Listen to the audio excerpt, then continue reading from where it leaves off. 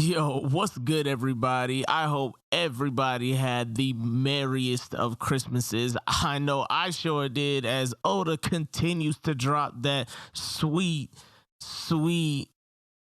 Yeah, anyway, I'm gonna go ahead and put the brakes on that. But we are on our way to 200 subscribers, you guys. I cannot believe it. Yo, this journey's been so awesome as we continue to grow. Make sure you drop a like on the video. Make sure you subscribe if you want to be in that 200 subscriber crew. Hit the notification bell because we will be dropping videos on this channel every single week. And let's get straight into it. Hey, listen! Yeah, so coming off the wake of 1070, I wouldn't say the fan base is shook. No, I wouldn't say that at all. Honestly, I don't really think we can take it much more. I mean, the last 10 One Piece chapters were fire, and it gets to a point where we're just conditioned to expect the chapter to have so much heat that it's hard to even react. And that's the whole point of this video. I felt like in my original chapter review of 1070, sure, we reviewed the chapter, but there was so much more to talk about. Like, for instance, what the hell happens next? Now, CP0 immediately went to work on Egghead Island, and like I said in videos past, they clearly cannot beat the Straw Hats. I repeat, cannot beat the Straw Hats. I'm sorry for all the CP0 fans out there, but I think that they would just be more suited to face off against people like, I don't know, the Revolutionary Commanders, Ivankov, and Morley, and all of those guys. Definitely cannot take on the Straw Hats. But like we spoke about before in my last chance video, link will be in the description, they don't need to beat the Straw Hats. They just need to beat Vegapunk. And to be honest,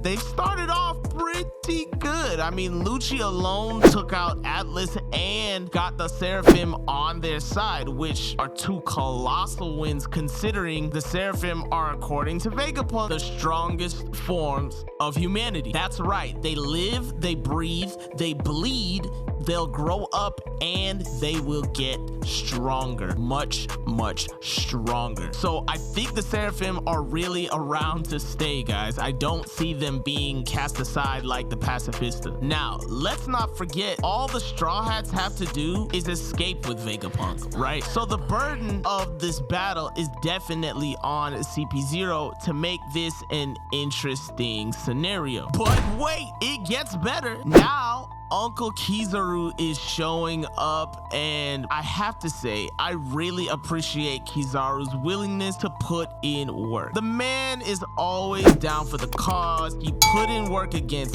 Arlong, Zeph, all the Supernova at one time in the Sabaody Archipelago, Rayleigh, Whitebeard, and Marco. He's just the most competent admiral when it comes to taking down pirates, and I love it because it just doesn't really fit his personality at all. But in chapter 1069, Kizaru reacted so quickly that Akainu couldn't even turn around without realizing that Kizaru was already gone. And he's efficient. He's already calling a bunch of battleships, as many as they can spare. Lots and lots of battleships in order to prevent the Straw Hats from escaping with Vegapunk. Will he call a buster call on the place? I don't really know about that. I don't even know that he really even has to. But the situation is very similar to Enies Lobby, in that all they're trying to do is go all out in order to keep the Straw Hat from escaping with their person of interest. In the case that CP0 does not complete the mission, Kizaru himself will be there to clean up. Talk about the freaking MVP. And one more thing, Stussy has yet to come into contact with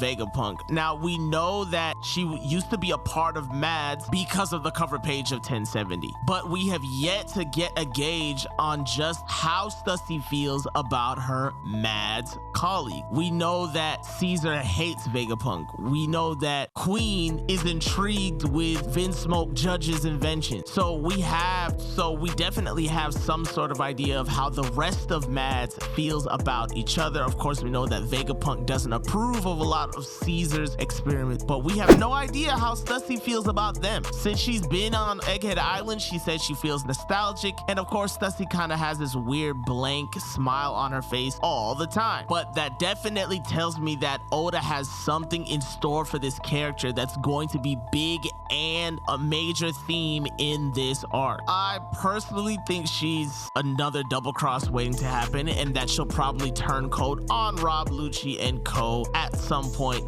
in this arc, especially now that we know that she used to be a part of MADS, a group of scientists that do what they do for the benefit of humanity. I mean, I don't think something like that just goes away and disappears from your personality. So maybe she gets the Seraphim back on our side for some reason. I don't know, we'll have to wait and see. But let me know what you think about each of those points. Chapter 1071 is slated to come out in the new year, but of course it's gonna leak before then, so we'll see exactly what Oda has in store a couple days from now, but that doesn't stop us from speculating. So get in the comment box, let me know what you guys think below. I love reading the comments, I love responding to you guys. Of course, I appreciate all the love and support. I hope everybody's having a happy holidays. This has been your boy, your host, Seafood That Guy speaking. Stay safe, stay healthy, and I will catch you guys on New Year's Eve. Peace.